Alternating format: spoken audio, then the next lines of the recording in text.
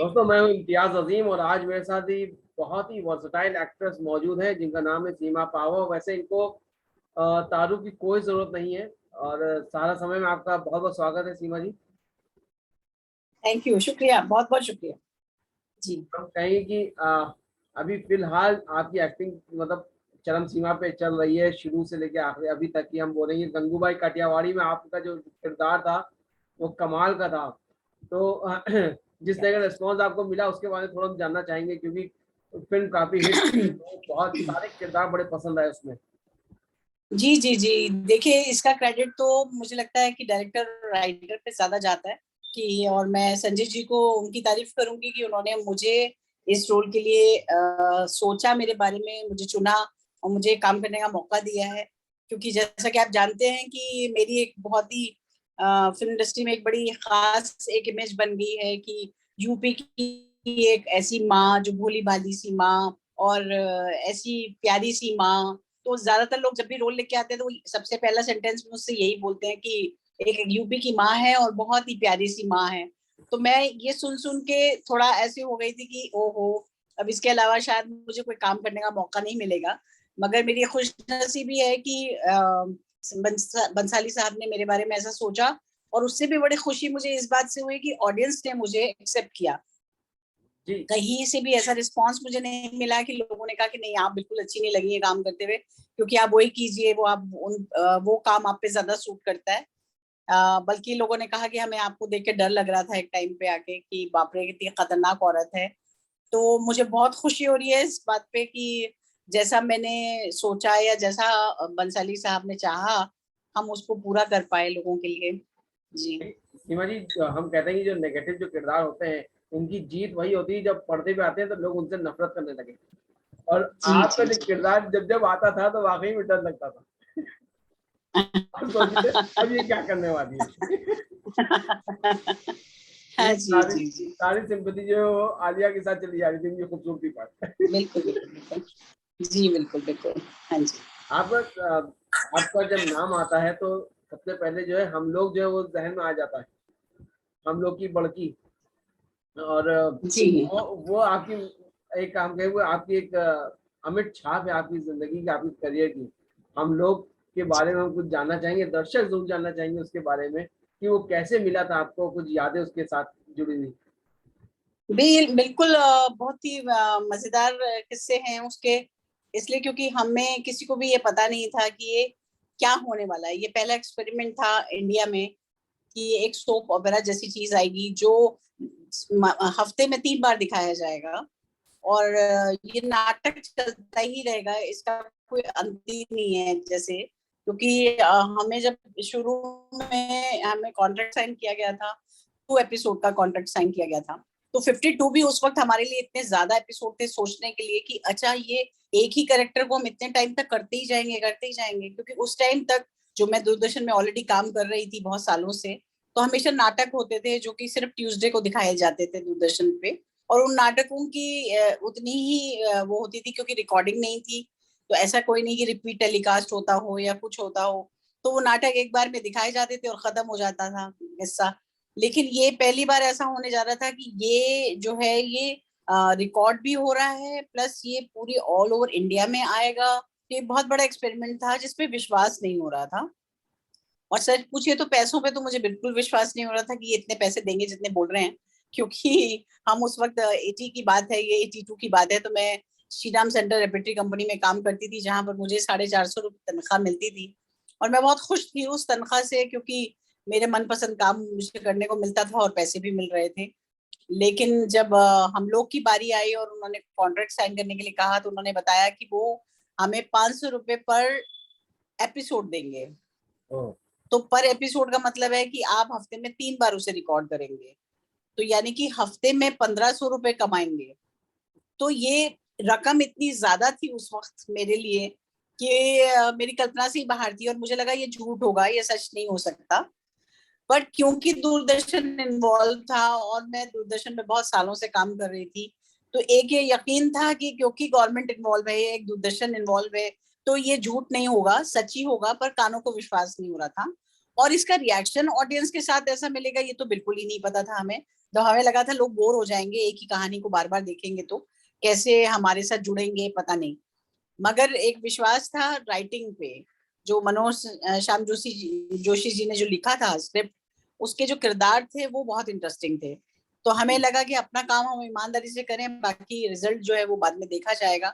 और वाकई मतलब आज भी यकीन नहीं होता है कि इतना इतना फेम और इतना प्यार लोगों का मिला है हमें, हम लोग से, कि उस वक्त जब टेलीकास्ट होने शुरू हुए तो हमें लोगों ने सातवें आसमान पे बिठा दिया। जी जी। और आज भी लगता है कि आज भी मैं मिस करती हूँ वो दिन, कि कहीं निकलना मुश्किल था।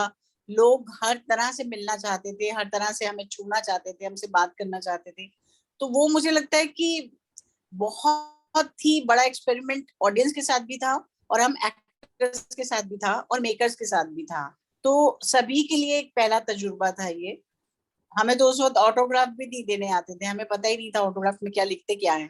और लोग जब मांगते थे तो मैं एक दूसरे को झांकती थी कि क्या लिखना क्या है इसमें, करते क्या है ऑटोग्राफ में। तो पता चला है जस्ट साइन के साथ कुछ लिख देना चाहिए, कुछ शुभकामनाएं लिख देनी चाहिए, विशेष लिख देनी चाहिए। तो हम एक दूसरे की कॉपी करके, तूने क्या लिखा है, अच्छा तूने ये लिखा है, मैं भी यही लिख देती हूँ। क्योंकि हमें नहीं मालूम था, उनके वर्ड्स नहीं पता थे हमें कि शुभकामनाओं में क्या लिख सकते हैं अपनी ऑडियंस को। तो बड़ा बहुत ही खूबसूरत टाइम था, बहुत मजेदार टाइम था, और बहुत अच्छा एक्सपीरियंस था। तो जब 500 रुपए पर मतलब 500 रुपए पर एपिसोड मिलता था, 1500 रुपए महीना में हफ्ते में मिलता था, तो पैसा बहुत ज्यादा दिखने लगा हुआ अचानक से। जी तो जी जी जी, बिल्कुल बिल्कुल। तो आपने क्या सोचा तो है मतलब? मैं बहुत ही एक मिडिल क्लास फैमिली से थी, और बसों में आया जाया करते थे, थिएटर करते थे। थिएटर में आप जैसे सभी जानते हैं कि थिएटर अब तो फिर भी कुछ स्टैब्लिश हो चुका है, मगर थिएटर का हाल बहुत खराब था, पैसे वैसे मिलते नहीं थे। तो वो अचानक से ऐसा लगने लगा कि अमीरों में आ गए हम। अचानक से ऐसा लगने लगा कि बड़े होटल में खाना खाने लग गए, टैक्सीज में घूमने लग गए। तो वो थोड़ा सा जो तब्दीली मिली उस वक्त पे, और कुछ थोड़ी चीजें जो घर की जरूरतें थी, या ऐसा लग रहा था कि कुछ ऐसा सोचा था कि अपना घर ऐसा होगा, उसको बनाने की तरफ लगे। तो बहुत सारी चीजें नई ही हो रही थी लाइफ में। और मतलब बहुत एंजॉय किया मैंने, जो भी मुझे सराहना मिली, और आज तक वो पीछा कर रही है। आज तक लोग उसी नाम से जानते हैं, तो मुझे बहुत खुशी होती है। मुझे कभी ऐसा नहीं लगता अरे यार अब बड़की हो गया, अब चलो छोड़ो ना। लेकिन मुझे लगता है कि वाह क्या बात है। और उसकी सारा श्रेय जो है वो मैं मनोज श्याम जोशी जो उनके राइटर थे, और वासुदेवा जी जो उसके डायरेक्टर थे, मैं उन्हीं को देती हूँ। मुझे नहीं लगता, एक्टर का कंट्रीब्यूशन था 25%, और 75% काम जो था वो राइटर का था और डायरेक्टर का था उसमें। सीमा जी, उसमें आखिरी में जो दादा मुनि आते थे, वो जो अपनी एक अंदाज में जो बोलते थे अगले एपिसोड को रुकने के लिए, वो बड़ा ही एजिंग रहता था कि हम लोग सोचते अरे यार अब क्या होगा अगले हफ्ते। तो दादा मुनि से आपकी मुलाकातें हुई नहीं कभी, मतलब जी उस टाइम में उनसे कुछ यादगार बात हो तो? नहीं, क्योंकि अशोक कुमार जी की तो जितनी भी शूटिंग होती थी वो बॉम्बे में होती थी, और हम लोग दिल्ली में शूट करते थे, तो हमारा ऐसे कभी मिलना नहीं हुआ। पर डेफिनेटली 100 एपिसोड जब हो गया उसका कंप्लीट, और उसकी सेलिब्रेशन थी, उस दिन अशोक कुमार जी दिल्ली आए थे, और दिल्ली में हम सब एक्टर से मिले थे आके, और काफी बड़ा सेलिब्रेशन था, जिसमें एक बहुत 100 नंबर लिख के केक बड़ा सा काटा गया था। बहुत बड़ा सेलिब्रेशन हुआ था, उसमें अशोक जी आए थे, और अशोक कुमार जी से तब हमारा दादा मुनि से मिलना हुआ था, और उन्होंने हमें बहुत सारा आशीर्वाद दिया था उस वक्त। जी। वो जर्नी जो है वो कैसी रही अभी तक, दिल्ली से लेके मुंबई तक की जो जर्नी आपकी रही है, वो कैसी रही? इस बीच कभी इतना एस्टैब्लिश होने के बाद कभी कुछ स्ट्रगल करना पड़ा आपको बॉम्बे आने के बाद? देखिए स्ट्रगल तो अपने अपने होते हैं मेरे ख्याल से। मेरा स्ट्रगल अलग था, किसी का और अभिनेता का अलग स्ट्रगल रहा होगा। स्ट्रगल अगर मैं कहूँ तो मेरा ये जरूर था कि मैं अपनी रिस्पॉन्सिबिलिटीज को निभाना फर्स्ट प्रेफरेंस देती लाइफ में आज भी। कि मेरी जो अपनी जाती जिंदगी में जो मैंने लाइफ चुनी है, जो मैं एज ए वाइफ हूँ, या एज ए मदर हूँ, या as a daughter in law, जो मेरी रिस्पॉन्सिबिलिटीज हैं मैं उनको फर्स्ट प्रेफरेंस हमेशा देती आई हूँ। और वो मेरे लिए हमेशा एक चैलेंज बना रहा है कि मैं उसको निभाते हुए अपनी जो कहना चाहिए अपनी जो मनपसंद चीजें हैं उनमें कैसे अप्लाई कर रहा है। पर जहां तक लेके काम का सवाल है, तो क्योंकि हम लोग से काफी अच्छी पहचान बन गई थी, तो दुख इस बात का था कि जब हम बॉम्बे शिफ्ट हुए हैं तो लोगों ने थोड़ा सा बड़की टाइप के ही रोल मुझे ऑफर किए, क्योंकि हमारे यहाँ आप सब जानते ही हैं कि हमारी इंडस्ट्री बहुत इनसिक्योर है और बहुत डरती है नए एक्सपेरिमेंट करने से।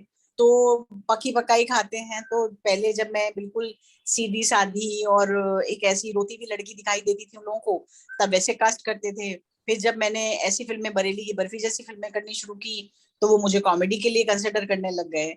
अब मैंने गंगूबाई की है, अब मुझे पूरी उम्मीद है कि मैं आगे बहुत बड़ी वैम्प बनने वाली हूँ। नेगेटिव कैरेक्टर मेरे पास आएंगे जी। आपका किरदार देखने के बाद, वो नेगेटिव किरदार देखने के बाद आपकी बहू का क्या हाल है?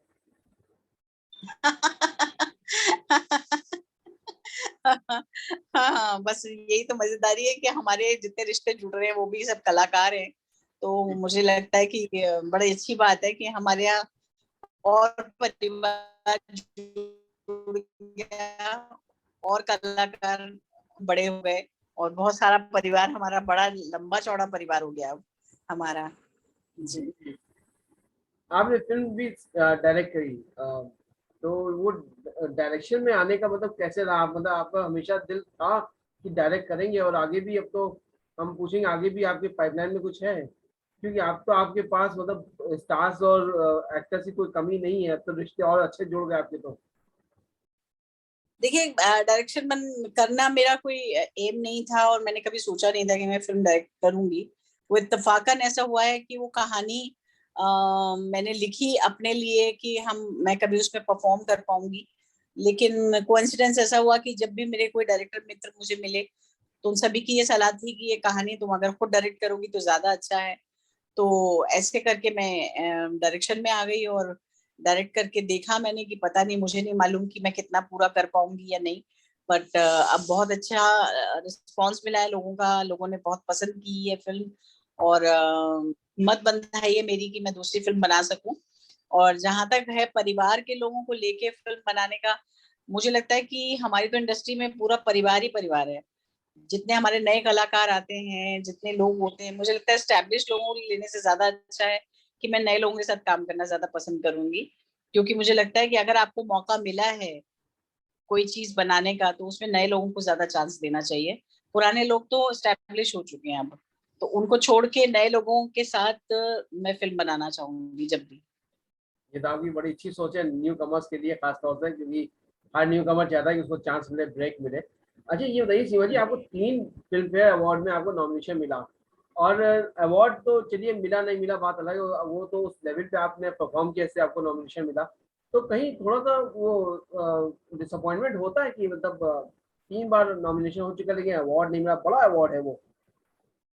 देखिए, मुझे अवार्ड तो बहुत बड़ा है, और उसकी बहुत वो भी हूँ, मैं आभारी भी हूँ कि उन्होंने मुझे नॉमिनेट किया इस बात के लिए। 3 बार नॉमिनेट किया है उन्होंने मुझे, और एक बार मुझे ओटीटी का फिल्म फेयर मिल गया चिंटू का बर्थडे के लिए, जी। नानी का।